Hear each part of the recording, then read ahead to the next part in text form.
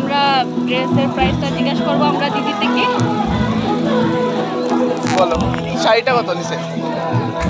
তোমার শাড়ি আমি বলতে পারবো না বাবা, গরিব শরীফ মানুষ। আমি তোর যেটা প্রশ্ন। ও দেখো মেকআপ করতে করতে এত মেকআপ করছে, সাদা মেয়ে ছিল। গাইস আমরা মেকআপ না, আমরা ন্যাচারাল, আমি কি মেকআপ করি? আমরা ন্যাচারাল। এবার বলো তোমার শাড়িটা কত নিয়েছে? শাড়িটা বেশি দাম না, রাস্তাতে পেয়েছে তাহলে খারাপই লাগছে না, আমাকে ভালো লাগে না। আর তোমার এই ডায়মন্ডের গলার চেনটা এইটা মাত্র বেশি না, 2,000 টাকা। 3,00,000 টাকা নিয়েছে। তাই মেকআপ টেকার অত করি নাই বাবা, পয়সা কম আছে। 2,500 টাকা নিয়েছে মেকআপে, তবে এত ভালো লাগে নাই। এই নেকলেসটা দেখছেন যেটা, এটা ডায়মন্ডের। আর তোমার হাতের রিংগুলো রিংগুলো এটা ডায়মন্ড পাতো, আমি অর্ডার করে এনেছিলাম। এটা নিয়ে এসে 20 টাকা।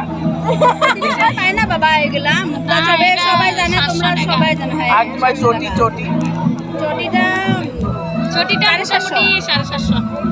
আচ্ছা গাইস, আমরা দিদিকে বড়দিকে জিজ্ঞাসা করলাম। তো আরেকজন আছে আমাদের দিদি, তো ওনাকে জিজ্ঞাসা করবো যে কত নিয়েছে ওনার প্রাইস আর কোথা থেকে নিয়েছে। ওকে চলো দিদি বলো তোমার ড্রেসের। আমি ডায়মন্ড নেকলেস গায়ে জিতনা ফেন্সি থেকে নিয়েছি। পেন্সি থেকে নিয়েছে।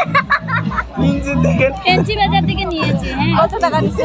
ওটা বেশি না, 1,800 টাকা নিয়েছে। আর এটা নাকে তোমরা কোথা থেকে নিলে? তোমার শাড়িটা? আমার শাড়িটা অনলাইনে নিয়েছি গাইস, তোমরা সবাই জানো এটার প্রাইস। আর কোথা থেকে নিয়েছে? তো দিদির কাছে আমার একটা কোয়েশ্চেন আছে, দিদি তোমার বড়টা কোথা থেকে নিয়েছো? আমার বটটা যেখানে ছিল সেখানে আছে, আমি এসেছি। না অনলাইন না অফলাইন? অফলাইনে নিয়েছি। আচ্ছা তো দিদি, গাইস আমরা এখন জেনে নেব দিদি চটির দাম কত আমার চটি মোটামুটি 350। আর ইয়ারিং? ইয়ারিংস সবাই জানে ওটার দাম আমি নকল এটা।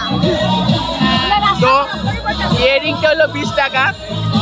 না না, ওটা হবে না, 250 টাকা নিয়েছে। 250 টাকা। আর দিদির